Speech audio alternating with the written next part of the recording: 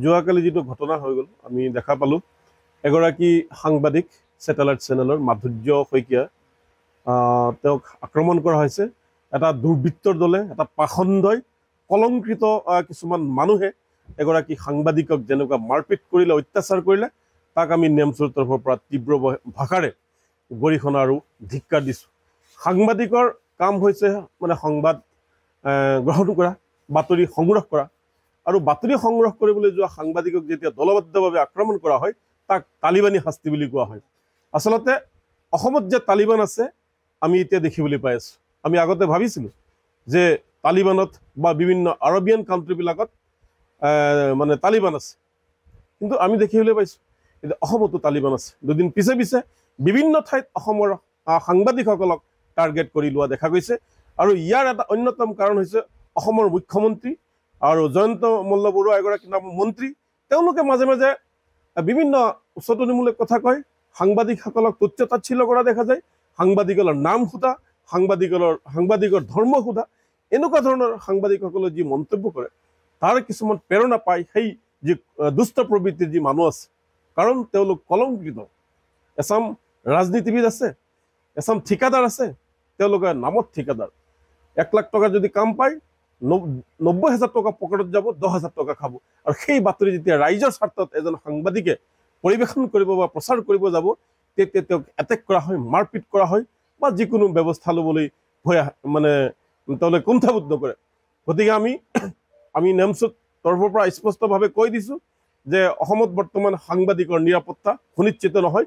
চৰকাৰে সাধাৰণ জনতাৰ লগতে সাংবাদিকক নিৰাপত্তা দিয়াত চৰমভাৱে ব্যৰ্থ হৈছে, আৰু অতি শীঘ্ৰে যদি মুখ্যমন্ত্ৰী ডাঙৰীয়াই পাৰে অসমৰ জনসাধাৰণক নিৰাপত্তা দিবলৈ, তেতিয়াহ'লে তেওঁ চকীটো খামুচি ৰাখক, আৰু যদি নোৱাৰে স্ব-ইচ্ছাই পদত্যাগ কৰিব লাগে।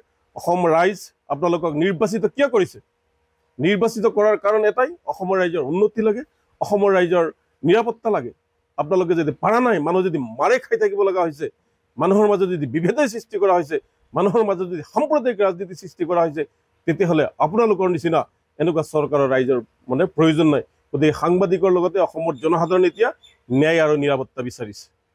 যোৱাকালি যিটো ঘটনা হৈ গ'ল আমি দেখা পালোঁ এগৰাকী সাংবাদিক ছেটেলাইট চেনেলৰ মাধুৰ্য শইকীয়া তেওঁক আক্ৰমণ কৰা হৈছে। এটা দুৰ্বৃত্তৰ দলে, এটা পাখণ্ডই, কলংকৃত কিছুমান মানুহে এগৰাকী সাংবাদিকক যেনেকুৱা মাৰপিট কৰিলে, অত্যাচাৰ কৰিলে, তাক আমি নেমচুৰ তৰফৰ পৰা তীব্ৰ ভাষাৰে গৰিহণা আৰু ধিক্কাৰ দিছোঁ। সাংবাদিকৰ কাম হৈছে সংবাদ গ্ৰহণ কৰা, বাতৰি সংগ্ৰহ কৰা, আৰু বাতৰি সংগ্ৰহ কৰিবলৈ যোৱা সাংবাদিকক যেতিয়া দলবদ্ধভাৱে আক্ৰমণ কৰা হয় তাক তালিবানী শাস্তি বুলি কোৱা হয়। আচলতে অসমত যে তালিবান আছে আমি এতিয়া দেখিবলৈ পাই আছোঁ।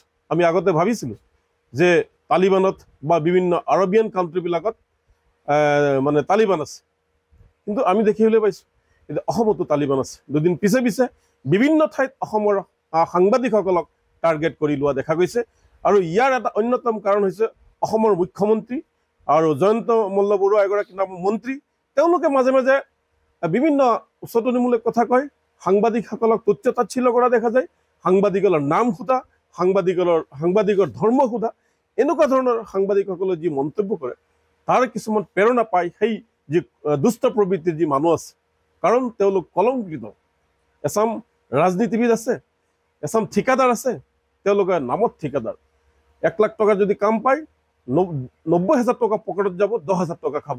আৰু সেই বাতৰি যেতিয়া ৰাইজৰ স্বাৰ্থত এজন সাংবাদিকে পৰিৱেশন কৰিব বা প্ৰচাৰ কৰিব যাব তেতিয়া তেওঁক এটেক কৰা হয়, মাৰপিট কৰা হয়, বা যিকোনো ব্যৱস্থা ল'বলৈ তেওঁলোকে কুণ্ঠাবোধ নকৰে। গতিকে আমি নেমচুৰ তৰফৰ পৰা স্পষ্টভাৱে কৈ দিছোঁ যে অসমত বৰ্তমান সাংবাদিকৰ নিৰাপত্তা সুনিশ্চিত নহয়। চৰকাৰে সাধাৰণ জনতাৰ লগতে সাংবাদিকক নিৰাপত্তা দিয়াত চৰমভাৱে ব্যৰ্থ হৈছে, আৰু অতি শীঘ্ৰে যদি মুখ্যমন্ত্ৰী ডাঙৰীয়াই পাৰে অসমৰ জনসাধাৰণক নিৰাপত্তা দিবলৈ, তেতিয়াহ'লে তেওঁ চকীটো খামুচি ৰাখক, আৰু যদি নোৱাৰে স্ব-ইচ্ছাই পদত্যাগ কৰিব লাগে। অসম ৰাইজ আপোনালোকক নিৰ্বাচিত কিয় কৰিছে? নিৰ্বাচিত কৰাৰ কাৰণ এটাই, অসমৰ ৰাইজৰ উন্নতি লাগে, অসমৰ ৰাইজৰ নিৰাপত্তা লাগে।